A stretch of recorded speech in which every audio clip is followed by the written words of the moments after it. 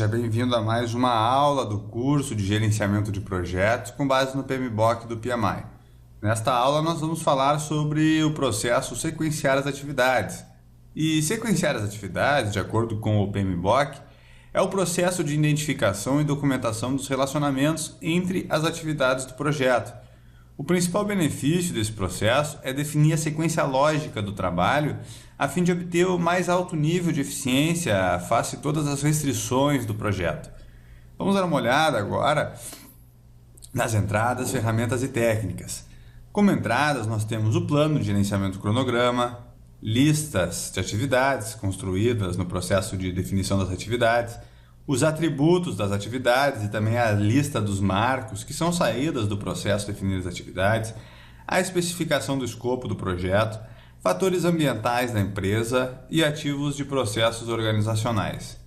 Como ferramentas e técnicas, nós vamos encontrar o método do diagrama de precedência, a determinação de dependências e antecipações e esperas.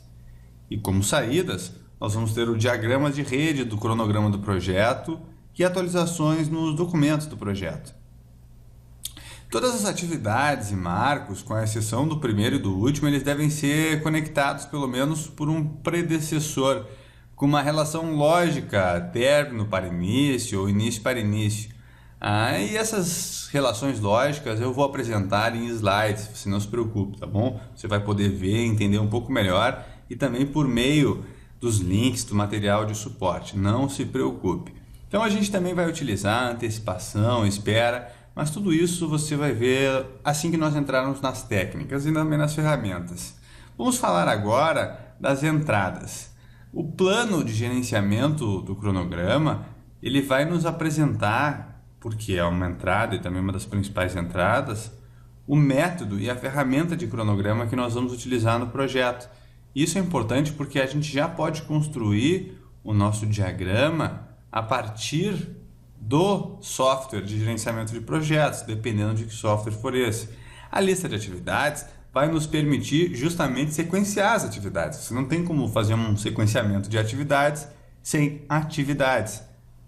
Os atributos das atividades nos ajudam a entender a sequência necessária relacionada a partir dos recursos da atividade. Por exemplo, talvez você não consiga fazer um sequenciamento adequado porque determinada atividade requer um atributo específico. Então você vai poder utilizar já os atributos antes mesmo de ter um estudo referente aos recursos mais aprofundado para poder lhe ajudar a ordenar as atividades. A lista de marcos também é importante porque ela vai lhe oferecer um farol, um direcionamento a respeito do sequenciamento das atividades. Especificação do escopo do projeto, ela contém a descrição do escopo do produto, que vai incluir características do produto que podem afetar o sequenciamento das atividades, como a disposição física de uma fábrica a ser construída, ou interfaces de um subsistema em um projeto de software. Ainda outras informações podem estar contidas no escopo do projeto. Nós temos fatores ambientais da empresa, e aí podem ser padrões governamentais, sistemas de informação, de gerenciamento de projetos, ferramentas de cronograma e sistemas de autorização de trabalho na empresa. E os sistemas de autorização de trabalho, nós já comentamos sobre eles, servem para autorizar o início de atividades, liberar recursos, enfim. E por fim temos os ativos de processos organizacionais. Agora vamos falar um pouco mais das ferramentas e das técnicas, você vai ver que é bem tranquilo. Mas, como eu lhe disse, acompanhe o material de suporte para poder se aprofundar um pouco mais nessas técnicas em específico. E a mais importante aqui desse processo é o método do diagrama de precedência. E o método do diagrama de precedência, ou MDP, ele é uma técnica utilizada para construir um modelo de cronograma em que as atividades são representadas por nós e ligadas graficamente por um ou mais relacionamentos lógicos, para poder mostrar a sequência em que as atividades devem ser executadas. A atividade no nó é um método de representação de um diagrama de precedência, e esse método ele é usado pela maioria dos pacotes de software de gerenciamento de projetos. O MDP ele inclui 4 tipos de dependências ou relacionamentos lógicos. Uma atividade predecessora é uma atividade que vem logicamente antes de uma atividade dependente em um cronograma. Então, uma atividade sucessora é uma atividade dependente que logicamente vem depois de outra atividade em um cronograma. Não é nada muito complexo. Então, a gente tem alguns exemplos de relacionamento e agora, enquanto eu falo, você pode acompanhar em slides. Temos, por exemplo, atividades em término para início, ou seja, um relacionamento lógico em que uma atividade sucessora não pode começar até que uma atividade predecessora tenha terminado. Por exemplo, uma cerimônia de entrega de prêmios não pode começar até que a corrida termine, ou seja, só pode entregar o prêmio depois que a corrida terminar.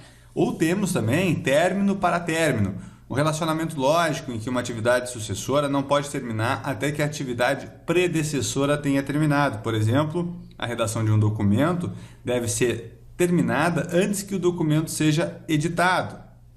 Temos também início para início, quando, por exemplo, a nivelação do concreto ela não pode ser iniciada até que a colocação da fundação seja iniciada. Início para início. Ambas têm que começar. E temos início para término, um relacionamento lógico em que uma atividade sucessora não pode ser terminada até que uma atividade predecessora tenha sido iniciada. Por exemplo, o primeiro turno da guarda de segurança não pode terminar até que o segundo turno da guarda de segurança comece, início para término. Então, você pode ver agora também todas essas relações lógicas apresentadas em ainda um outro slide. E, enquanto você observa, podemos dar início à explicação da próxima ferramenta técnica, que é a determinação de dependência. E as dependências elas podem ser caracterizadas pelos seguintes atributos, né? Obrigatórias ou arbitradas, internas ou externas. E quando a gente fala em dependências obrigatórias, são aquelas exigidas legalmente ou contratualmente e são relacionadas a questões como, por exemplo, você não pode fazer uma obra no Brasil sem alvará. Isso é uma dependência obrigatória. Nós temos também dependências arbitradas. Por exemplo, você não precisa trabalhar com melhores práticas de gerenciamento de projeto, mas no contrato o seu cliente ele sugere que o seu gerente de projeto seja PMP, ou seja, foi arbitrado, foi uma decisão que não é legalmente imposta, mas que foi concordada ou foi arbitrada pelas partes. Uma dependência externa, por exemplo, envolve uma relação entre as atividades do projeto e as não pertencentes ao projeto. Por exemplo, essas dependências normalmente não estão sob controle da equipe do projeto, como num projeto de software, dependendo de uma entrega de hardware, ou seja, você não pode começar ou não pode trabalhar sem receber um computador, por exemplo. E nós temos também dependências internas, e essas envolvem uma relação de precedência entre as atividades do projeto e geralmente estão sim sobre o controle da equipe do projeto.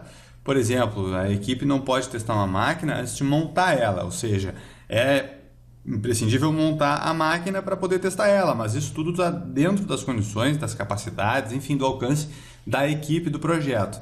Nós temos também antecipações e esperas.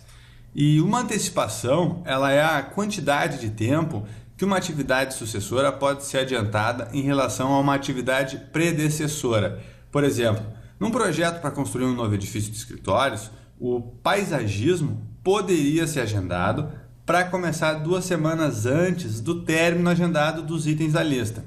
Isso seria mostrado como um término para início, com uma antecipação de 2 semanas, como mostrado agora na imagem que eu lhes apresento em slide também.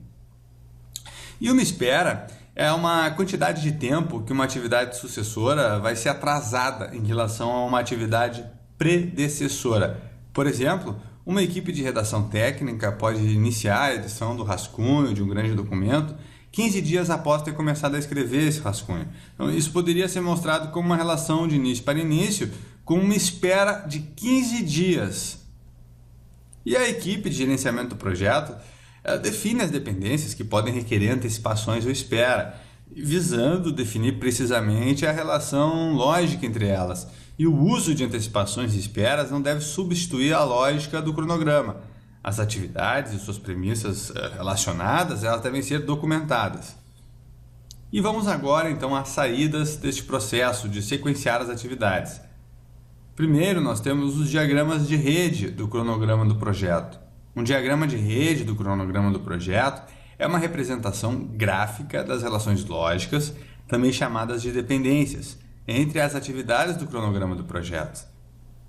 Um diagrama de rede do cronograma do projeto pode ser produzido manualmente, e é bem tranquilo de produzir um diagrama de rede, ou através do uso de um software de gerenciamento de projetos. Eu vou indicar alguns tutoriais na internet para a construção de diagramas de rede do cronograma do projeto.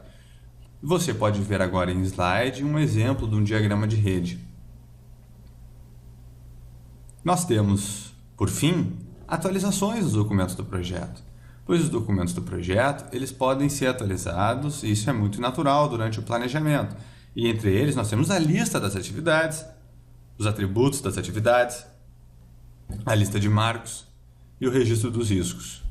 Nos vemos na próxima aula e não deixe de acompanhar o material de suporte do curso. Um grande abraço!